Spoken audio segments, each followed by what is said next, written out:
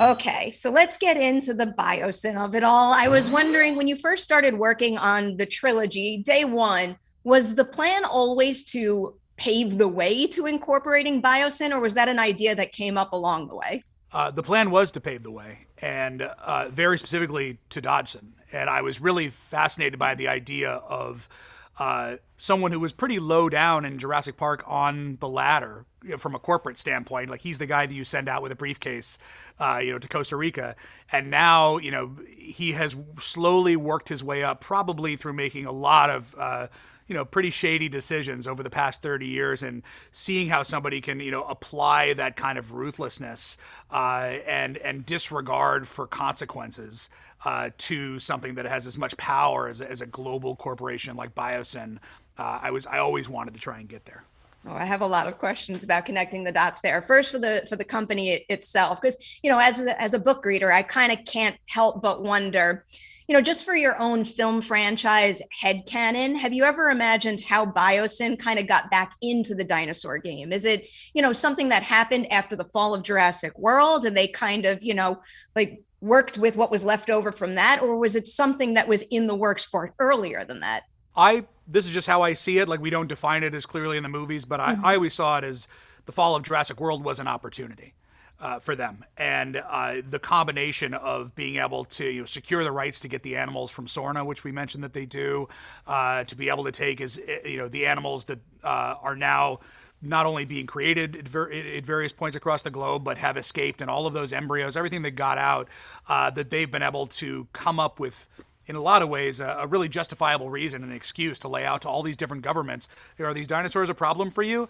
Bring them over here. Like, we're going to give them a safe space. We're going to give them shelter. And, we don't have to talk about any other kind of, experiments we may be running, because, no one has to know about that. This will tease a question I'm going to include towards the end, but where do you see Manticore fitting in terms of like the genetics companies at play in this franchise? That will be answered in season 5 of Camp Cretaceous.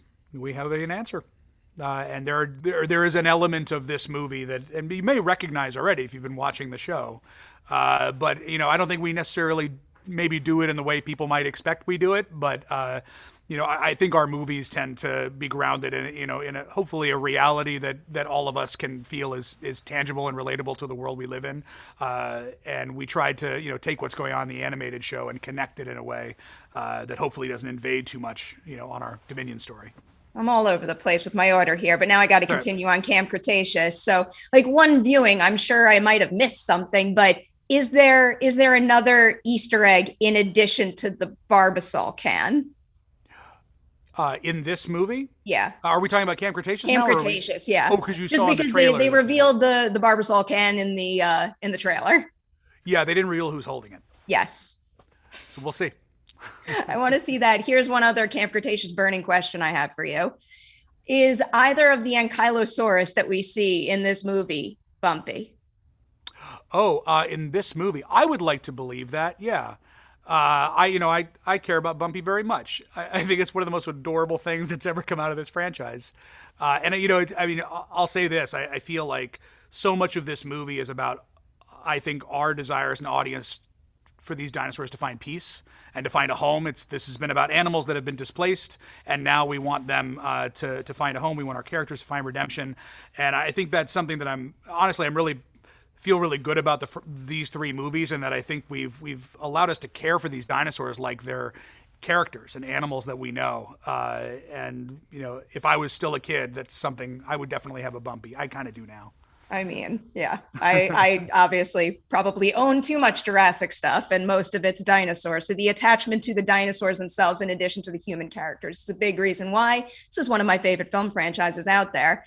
Back to Dodgson, though, because you really get a lot of creative opportunity here, given the fact that we do only see him in one scene of the original Jurassic Park movie. So can you kind of walk us through some of the creative conversations you had with Campbell Scott in terms of, determining what his life was like between movies, and also figuring out which quirks to include, because he's got a very unique personality there. He does. Well, Campbell is an incredible actor, and I couldn't, I first saw him, probably Dead Again was the first. When I was in 8th grade, and then Big Night, and there's so many movies that I've just always been a massive fan, and so to be able to have him come in and then just give him the room to create the character that he did, and he, we did some writing together, and he did rework some of his lines to make this guy be kind of delightfully off in a way that only Campbell could find. And you can imagine there's several other actors that could have played that part, and they all would have been very different. And he wanted to dial into, like, how does somebody who obviously is highly intelligent but doesn't necessarily relate to people, in a way that would probably allow him to have too many friends that end up, being someone who's seemingly an icon to the whole world, and someone that you would trust but also be somewhat distrustful of at the same time. His job very well done in that department. I was fascinated by him. All right, this next question is just me being greedy, considering how many original characters we got in this movie. I mean, we got the big three after all, but if you had the opportunity to incorporate one more character from the original trilogy of these films, who would you pick and why? Ooh. God, that's a really good question. I would love, Ian Malcolm mentions that he now has several children. He always mentions, that he is kind of this family man, on the other side of this character. So his daughter, from Lost World, is someone who, if I'd found some way, I definitely would have done it. We did acknowledge her in the movie. He does have a line, acknowledging that she's out there and very important to him. So that's something that mattered to me. That answer made my day. That's what I was hoping you were going to say. All right, just to get into the ending a little, and again, we'll save this for later, market spoilers and all that. But, one thing that's always fascinated me about the franchise and kept me invested and kept the story going is the fact that, like, mankind keeps making the same damn mistakes over and over and over. So given the fact that this is technically the conclusion of your trilogy of films, are you walking away from it with hope that mankind will learn from the events of this film and this finally will be a turning point, or is that not even possible? I honestly don't know. Like, I don't know if I'm arrogant enough to believe that I could change the way people feel with a movie, but what we can do is make sure that we're telling a story that feels grounded in science as we know it today, and the ecological balance of the planet, which is struggling at this moment as species are disappearing, and there's not just, climate change is not just, storms and things getting hotter. It is the whole ecological balance of the planet being disrupted. And so to show how us wielding genetic power in a way that is irresponsible could lead to something that could threaten the whole planet was really important for us to do in this movie, and specifically to do it in the context of Ellie Sattler, her job as a paleobotanist, and how what she does in studying ancient plants and how we can potentially protect modern humans with that knowledge. That was what Emily and I went into right away, wanting to make sure we did. It's not just about dinosaurs running around eating people. I could keep you here all day, but I'm not allowed. They're kicking me out. Thank you so much for your time today. Thanks, and Barry. Huge congratulations. And thanks for keeping one of my favorite franchises of all time alive and thriving. I'm trying.